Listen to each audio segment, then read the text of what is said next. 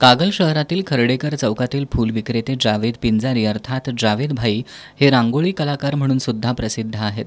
कागल नगरपालिकेच्या प्रभाग क्रमांक 5 मधून जावेद पिंजारी यांनी आज शक्ती प्रदर्शनासह आपला उमेदवारी अर्ज दाखल केला.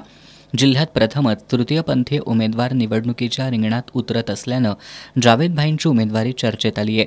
यंदा तृतीयपंथीयांच्या मैत्री या संघटनेनं राजकीय पक्षांनी तृतीयपंथीयांना स्थानिक स्वराज्य संस्था निवडणुकीत प्रतिनिधित्व द्यावं अशी मागणी केली होती.